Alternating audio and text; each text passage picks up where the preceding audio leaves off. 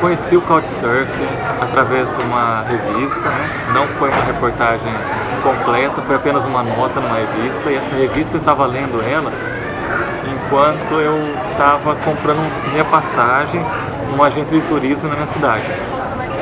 A passagem que eu estava comprando era para o Reino Unido e eu iria viajar por Irlanda, Escócia e Inglaterra na mesma viagem, e decidi fazer isso por Couchsurfing. Essa primeira experiência que eu tive com Couchsurfing foi para o Reino Unido, né?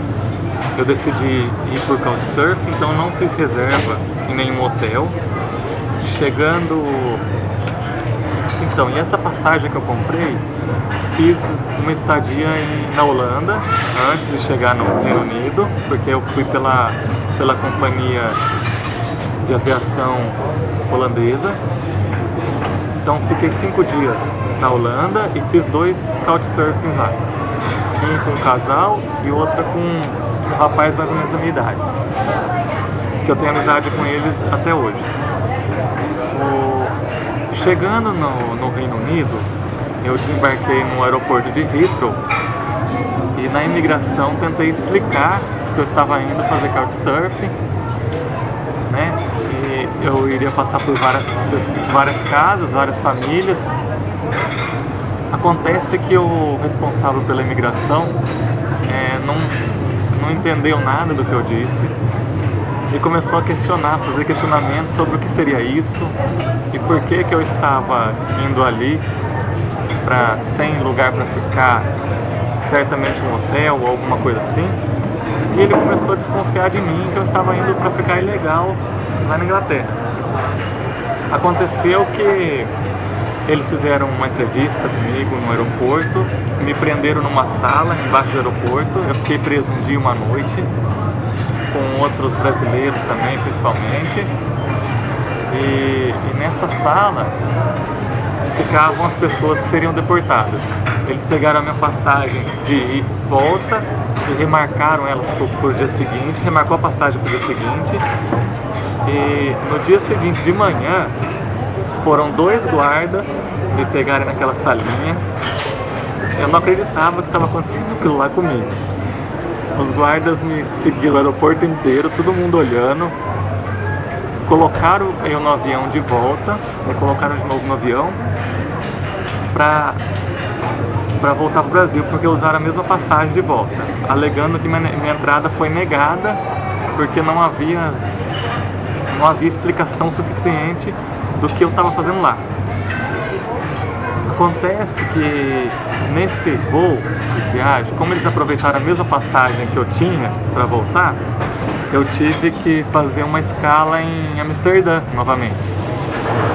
A hora que a aeromoça me viu no avião de novo, porque eu já tinha chegado num dia e estava voltando no outro, ela veio perguntar o que estava acontecendo, porque ela lembrou de mim, eu tinha feito amizade com ela. Aí ela perguntou o que aconteceu, eu falei, o sonho se tornou um pesadelo. Aí eu estava muito triste e eu orava dentro daquele avião, eu falava, esse avião não vai subir no nome de Jesus.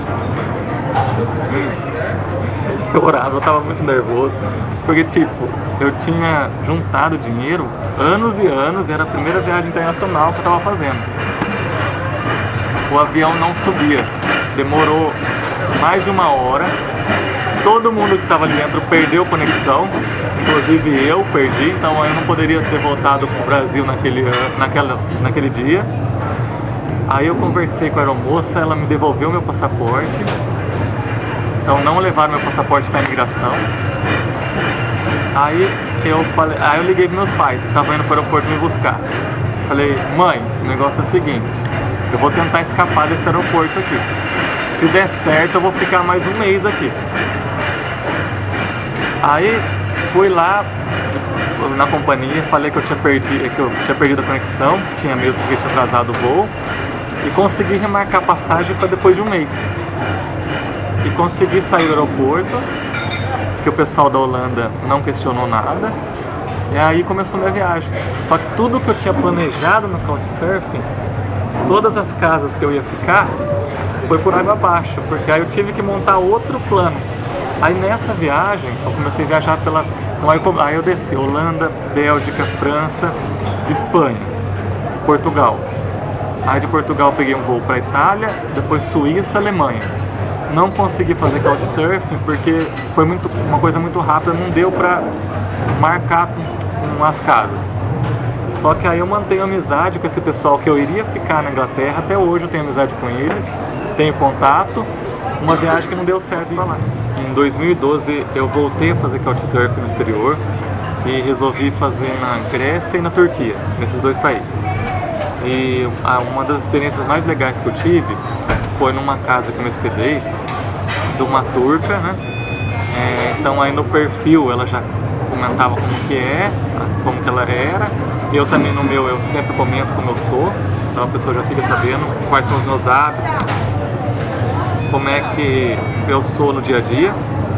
E essa turca, ela era ateia. E eu, como cristão fervoroso, ela falou, não, pode vir que vai ser bom aqui, que a gente vai discutir muita coisa. E essa turca, ela morava numa mansão enorme, coisa linda, uma casa de vidro. Eu acho que nunca dormi numa casa tão chique.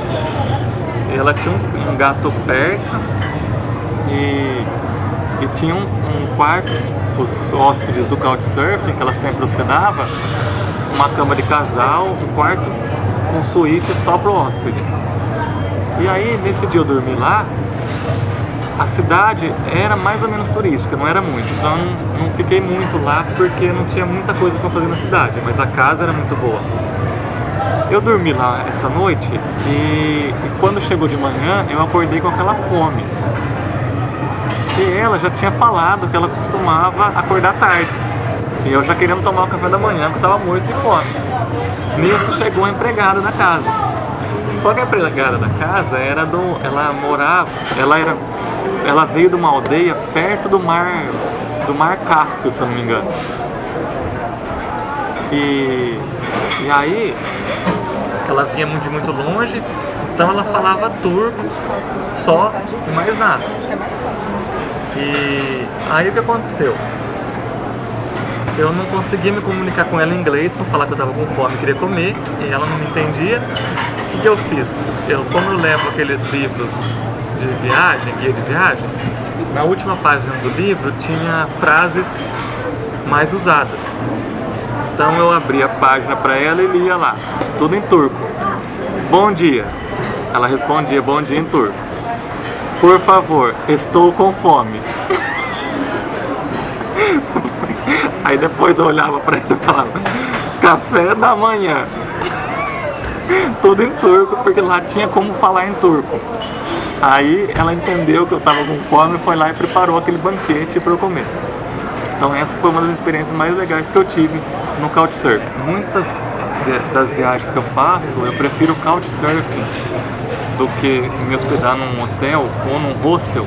No meu caso, que eu tenho costume também de hospedar em hostel, eu prefiro Couchsurfing porque você vai viver o que vive a pessoa naquela cidade, naquele país. Então você vai comer o que eles comem diariamente e vai viver da forma que eles vivem. Então, por exemplo, eu fiquei na casa de alguns muçulmanos, né? E na minha cidade, meus amigos, é muito engraçado que eles ficam me zoando. Que eles falam que um dia eu vou amanhecer numa banheira cheio de gelo, sem o meu rim. Mas eu não tenho medo. Por quê? Porque antes você vê o perfil da pessoa, você vê se ela tem um endereço verificado, se ela já foi votada por outras pessoas como uma pessoa confiável e outras coisas mais. Então essa é a vantagem do Couchsurfing.